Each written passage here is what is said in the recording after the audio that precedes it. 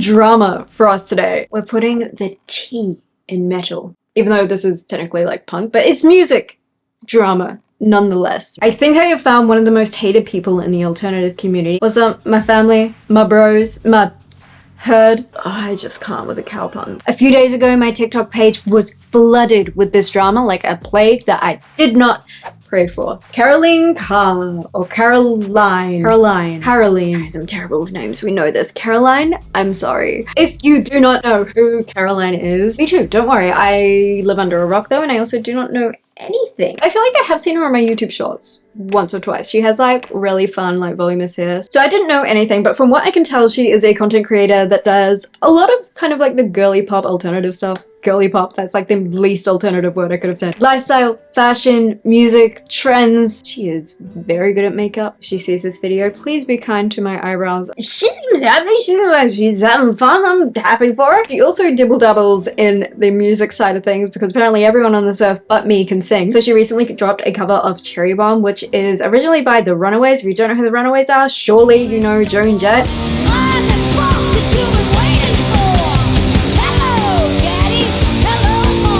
Remember that because we will be circling back to it. She has a few other little dramas which have also been dug up and that have been splattered around whilst everybody also talks about this Cherry Bomb drama. So I just want to dip my little toe in that pond first. Frogs. That wasn't the perfect opportunity for a segue that I did not execute. I don't know what was. She has these cute little baby frogs. Actually, they're probably a little bit older now, but the videos were quite popular when they were cute baby little froggies. She does things like, I don't know, hold them, make them dance. They're frogs. You can't really do much with them. Now, I don't have frogs, so I don't know anything about looking after frogs, but the reptilian enthusiasts, that we're gonna call them that, you know, I like to think like JDM car enthusiasts, people that own Miatas. This is actually kind of serious, I know you tone it down. These frog enthusiasts, they were kind of like, hey girly, they probably didn't actually say this nicely, but they're like, shouldn't be handling frogs. Little baby boys, they got little baby boy skin, and froggies' skin apparently like absorb nasties. They can absorb all the nasties that's in your hand. Why do I wear gloves when I handle frogs?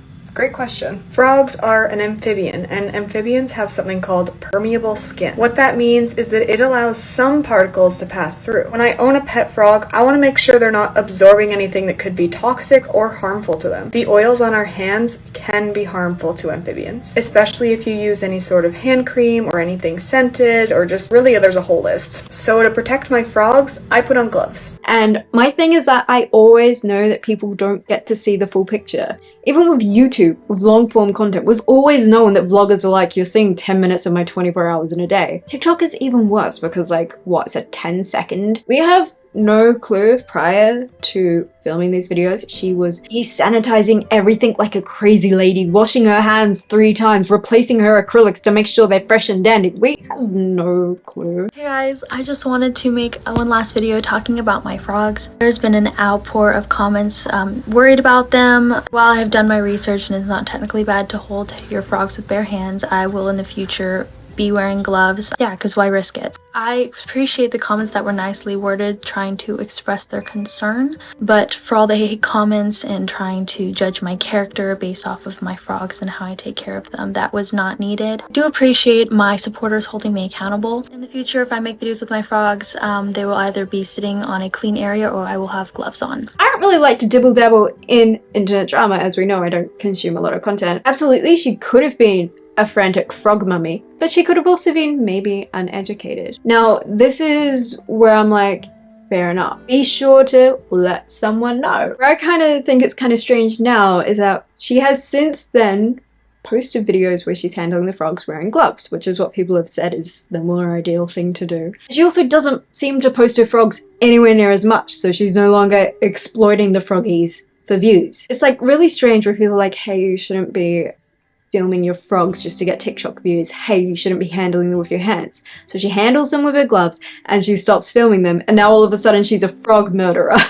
I just find that very comedic, where like, if we leave a hate comment, I'm hoping, maybe I'm too much of like a positive, I hope the world is out here for the better and the greater good, because childhood was fucking shit, so I really need to tell myself life can get better. Where I kind of believe that if I was to ever, like I probably wouldn't be able to, but if I was to ever talk to someone about something in a negative way, it would be because I'd hope they get better, because I'd hope that the frogs would have a better life. But unfortunately, if she was doing the wrong side of things, handling them with really dirty hands, putting them on really dirty phone cases, and then she like didn't really change anything, but now she just doesn't film herself doing it, but she's still carrying on doing those things, yeah, that's terrible. Absolutely 100% pro animal rights, but also 100% I don't live in this girl's bedroom closet. I can imagine if I did though. Now apparently there is also an issue with her supporting unethical clothing brands. Now I'm going to assume that we mean places like Shein. With my quick look that I had on her recent posts on her page, I couldn't really see anything, so take this with a grain of salt. But with being a content creator on TikTok and Instagram myself, I would like to say that I can somewhat sympathize with this. My growth on TikTok was very fast, and I used to obliviously blindly shop on Shein. Now when they offered to send me clothes, because I had already posted videos using their clothes before, I was like, wow, this is a great opportunity where I can help inspire people create concert outfits and festival outfits without spending way too much money. Like I was trying to be helpful towards people who look at places like Disturbia. There is a child screaming outside, we're gonna try and ignore that, and see things that are like skirts for like $60. I know growing up as a very poor person, I always felt really embarrassed wearing the same outfit over and over again and seeing people in really cool clothing and being like, I wish I could do that. Now that is not an excuse. That is where my mindset was at. Now after I started to see videos on the platform when the whole like Shein thing came out where Shein was terrible, mind you, as I said, I'm not a huge content consumer, so I might have been a little slow to the party, and that is my bad for not educating myself. But once I was educated and realized these places are terrible, I was like, I want no part of that, thank you, sir. You'll notice I don't post those hauls anymore. Someone could go onto my current hauls and be like, you're terrible, you support Shein. Once upon a time, I guess we could say I was a supporter blindly, but not because I thought what they were doing was fine. It was because I wasn't educated. Going back to the frog thing, all we can do is hope for people to get educated and then change. Now, do I still wear some of those? I'm actually not wearing any of it today. Do I still wear some of those clothes that I have in my closet? Yeah. Morally, my brain is like, I could throw them out, or I could take them to a thrift store where no one is going to buy them because it says Shein on it, and then the thrift store throws them out. That's causing a whole lot of waste. That's just some food for dinner. And your thoughts. As of this second, though I'm sure Future Moo has done it, I may not have been able to find these hauls like directly after a couple scrolls on her page, but I did find a very recent thrift haul, which is something that I also started doing once I started educating myself on Shein. I'm like, well, shit, let's give back a little bit and do some thrifting and promote some thrifting. I do have a bone to pick with the alternative community. When do I not? I'm always just out here fighting myself and my friends. Spread love. There's like this thing where people call people like Shein emos, Shein goths, all that sort of shit. I find this super hurtful, especially towards people who are still really young, like teenagers who want to dress a certain way, they want to express themselves a certain way. And yes, we could all save up, but not all of us are in a position where our families have a load of money or ourselves have a load of money. And I love how people talk about how when punk and hardcore back in like the 80s and everything, and the 90s as well, that they were meant to be like thrifting and working with what you have. And absolutely, I'm a huge believer in keeping your closet small and like learning to have accessories, learning to wear your clothes a different way, put your shirt on backwards, see how you like it. Have we forgotten that thrifting has become really cool and trendy, and just like everything that's super cool and trendy, the price goes up? When I was doing those few thrift videos, it wasn't very cheap. Now I don't know if this is just Australia, but my goodness, a pair of boots and a dress cost me $100. I don't think back in the day thrifting had such a high markup on it. So that's just a little extra something to add to the basket of thingies. I'm not saying that I'm for or against anything here. This is just little thoughts that I'm just throwing out into the universe. Look at them flying around. Yeah, there's not much inside my head. We're gonna circle back to Joan Jett, I promise, but there's just one more thing I want to quickly mention. I've seen this video here where the person's like, can someone explain to me with proof what Caroline Carr did? Everything I've seen from people being mad at her is for being rich, which she is born into and therefore cannot control. Interesting content. I think people can just latch onto small things. I don't know if people necessarily get overly jealous over the internet, but they do seem to fixate on people having to be perfect. Like, if you've got a lot of view counts, you have to be perfect, and this is the things that keep me up at night, because I'm just out here trying to make friends with other metalheads, and I do get the odd comment where someone's like, you're a poser, and I'm like, girl, I wish I was. I wish I knew something other than this. This is all I know. Anyway, the top comment on this video says, this is what I've heard. The frogs is a big one, but also when she said, can't even read, also when she first started her music with Let's Dig Up My Ex, people who were participating witches did not love it because it painted such a negative light and seemed like she just mashed buzzwords for aesthetics and vibe. In recent years, I've seen a few videos where people say that they met her, and aside from her being rude and snobby to them, she was kind of goth elitist. So apparently, like, she was rude to this one girl who wore a goth nightclub shirt instead of like a full goth getup that one day. Last year I was at a show to see a local band that I liked perform, and Caroline Carr was also one of the acts playing that night. I was in the women's bathroom in between bands talking to someone I knew at the show when she walked in, and I actually knew from the person I had been talking to that she had a bit of a reputation for being rude.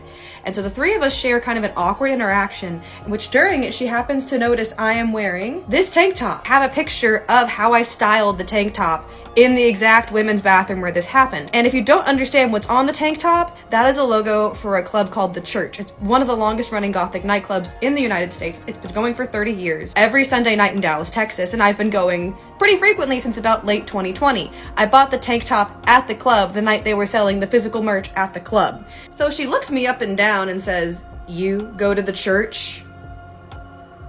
Do I go to the church? Do I go to the church?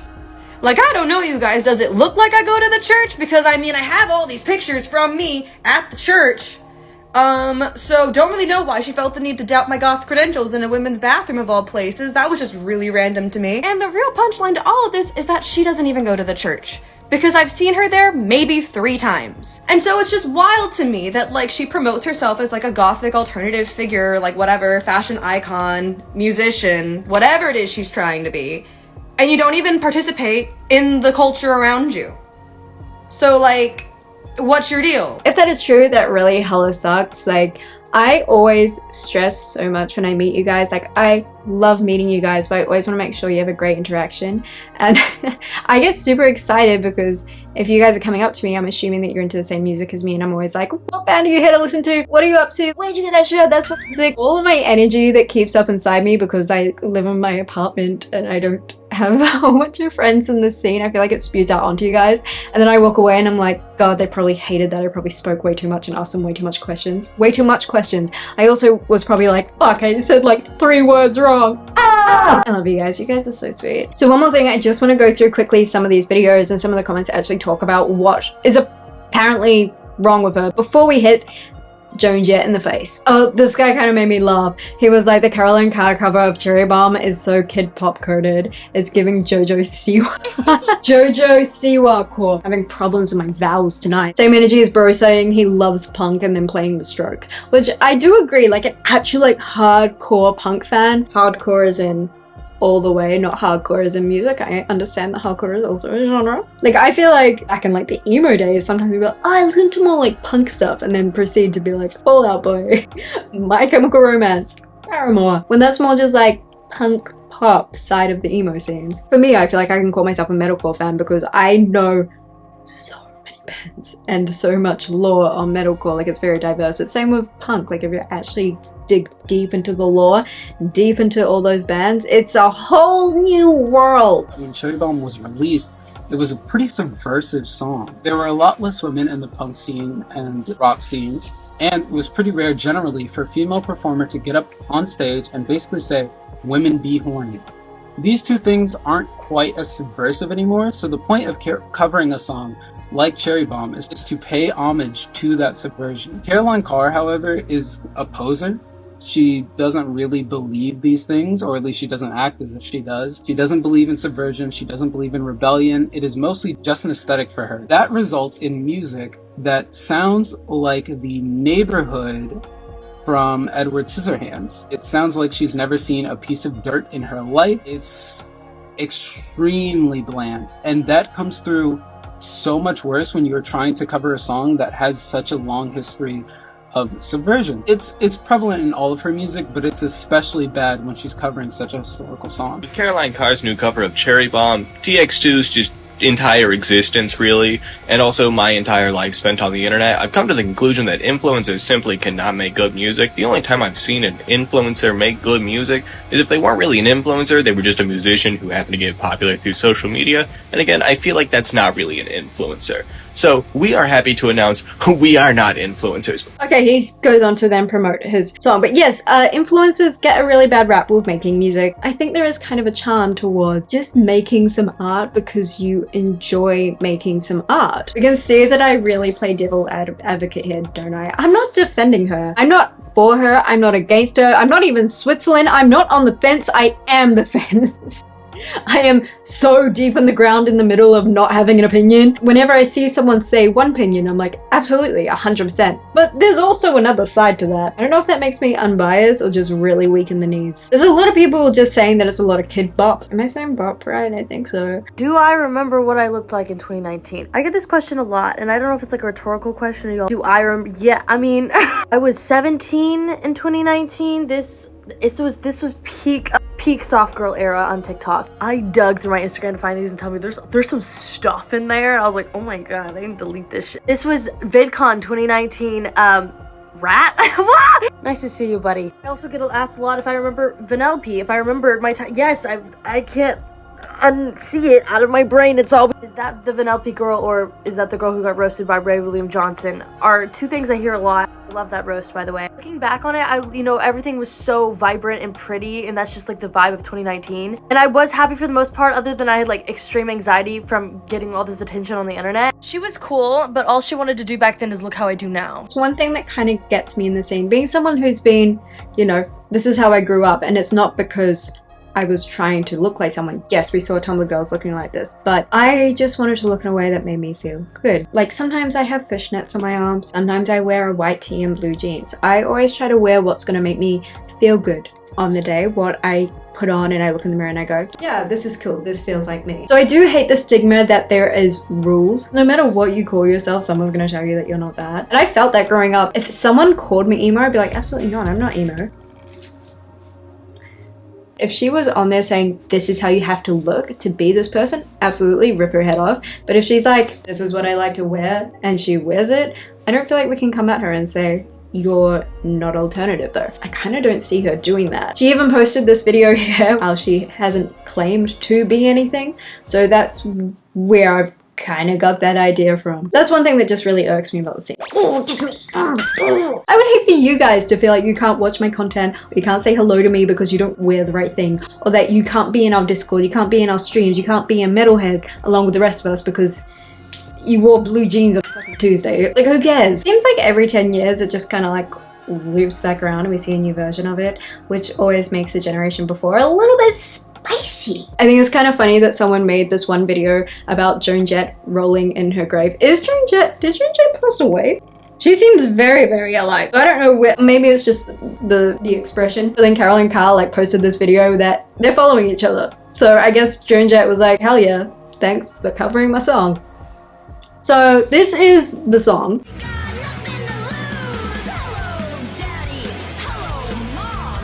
Would I listen to this song? No. Would I have listened to the original? No. I don't have an opinion on this because it's not the kind of music that I would listen to. So I don't want to pick sides because I just do not care. Cool, you covered a song. That's awesome for you and your fan base that loves your music. And as I said, I wouldn't be going on a Sunday jog holding her song or the original song's hand. I wouldn't. At the moment, I'm listening to the new Wage War album. It's a good time. I think a huge thing that the internet needs to learn how to do is to scroll. I think the reason that this annoyed me was because I hear songs that I don't like, and I don't like it so much to the point that I don't even want to talk about it. I don't want to turn on my camera and make a video about it where I'm then gonna have to see other people commenting on why they don't like. I'm like, I don't like that so much that I want to forget about it immediately. And this is something that I would hate to see come back around with the resurgence of the alternative community. But I remember 2020, people were like, look out, it's the roaring 20s, emos are gonna come back. But it was peaceful. My teenage years was stressful as shit. There was so much gatekeeping going around. Now I feel like it's circling back again where we're telling people what they should and shouldn't be listening to, and I'm getting heart palpitations thinking about it. Posting like hateful content, all that does is level up your sad troll energy. And I don't know about you, but that shit make me depresso, and I want less of that in my life. This ain't hot alt girl shit. This is like some hippie as fuck peace and love content that I'm making right now. I'm so sorry. And I'd hope that when someone does learn change, does the bettering of themselves, that would help build them up. Could you imagine me throwing slander at Nikki Sixx today, like calling him a heroin? I nearly cussed. I'm so passionate about this. Calling him a heroin addict when the lad's like 26 years sober. Also, I could never do that. He's our beautiful little daddy rock star. I just called him daddy. Oh, I hate when people say daddy. Anyways, I felt like making this video because I'm also interested to see what you guys think. I know that my community is very loving, very accepting, and very like level-headed when it comes to making opinions on things. Like our Discord, I feel like when people don't like something, they're like, that's not for me. They're not like, oh my gosh, did you hear this one time that they did this one thing? I love your face and your frogs. If you have frogs, that's so cool. I wish I could have a pet frog, but that seems like a lot of work, and I clearly do not know how to look after a frog, but frogs are really great. I would love to get to 50k by the end of the year, so if you would like to subscribe and you liked seeing me yell about this, I would highly appreciate it. And I will see you in the next one. Bye.